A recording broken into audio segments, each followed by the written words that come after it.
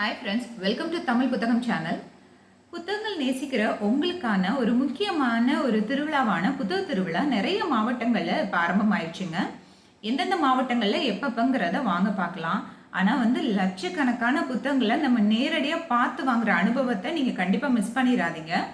முதல்ல பார்த்தீங்கன்னா நெய்வேலியில் 4ஆம் தேதியிலேருந்து 14ஆம் தேதி வரைக்கும் ஜூலையில் ஆல்ரெடி இது ஸ்டார்ட் ஆயிடுச்சு. ஸோ கண்டிப்பாக பக்கத்தில் இருக்கவங்க மிஸ் பண்ணாமல் இங்கே போய் வாங்கிக்கோங்க. எந்த இடம்னு பார்த்தீங்கன்னா புக் ஃபேர் கிரவுண்டுங்கிற இடத்துல தான் இது நடைபெறுதுங்க.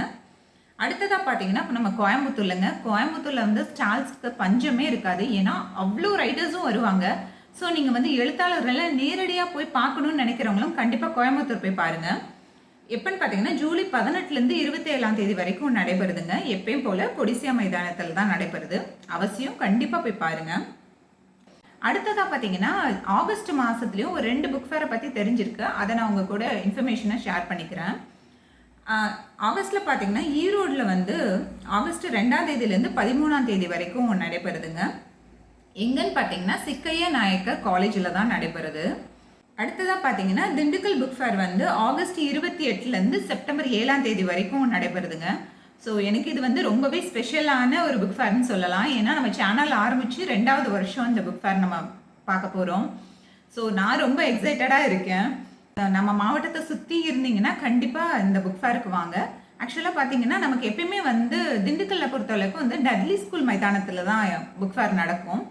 ஆனால் இந்த தடவை எங்கே வச்சுருக்காங்கன்னு பார்த்தீங்கன்னா அங்குவிலாஸ் ஹையர் செகண்டரி ஸ்கூலில் வச்சுருக்காங்க. நம்ம புக் ஃபேர் அந்த டேட்டை பக்கத்தில் வந்தோடனே நான் அந்த டீட்டெயில்ஸ்லாம் உங்களுக்கு கொடுக்குறேன். தேவைப்படுறவங்க கண்டிப்பாக கமெண்ட்டில் சொல்லுங்கள். இப்போ நான் சொன்ன ஏரியாவுக்கு பக்கத்தில் நீங்கள் இருந்தீங்கன்னா கண்டிப்பாக அவசியம் புக் ஃபேருக்கு போய் பாருங்கள். ஏன்னா லட்சக்கணக்கான புத்தகங்களை நம்ம நேரடியாக பார்க்குற அனுபவம் ரொம்ப நல்லா இருக்கும்.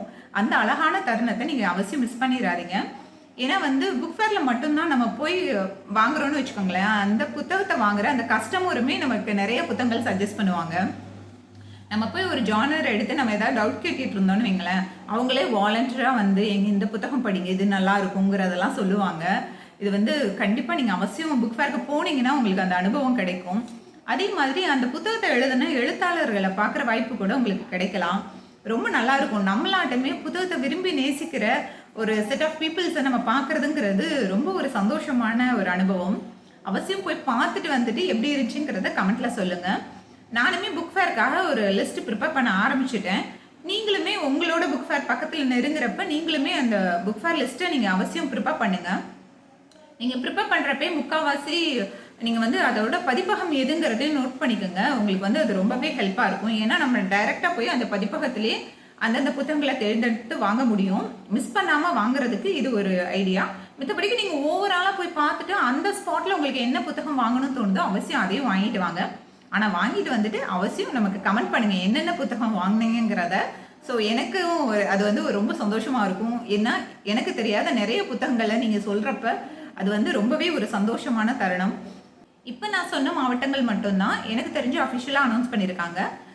இதுக்கப்புறம் ஏதாவது அனௌன்ஸ்மெண்ட் வந்துச்சுன்னா கண்டிப்பாக நான் நம்மளோட சேனலில் சொல்கிறேன். இந்த மாதிரி புத்தகங்களை பற்றின வீடியோ வேணும்னா நம்ம சேனலில் இணைந்திருங்கள். தொடர்ந்து வேற ஒரு வீடியோவில் உங்களை நான் சந்திக்கிறேன். அதுவரை உங்களிடமிருந்து விடைபெறுவது கலையரசி சீனிவாசன்.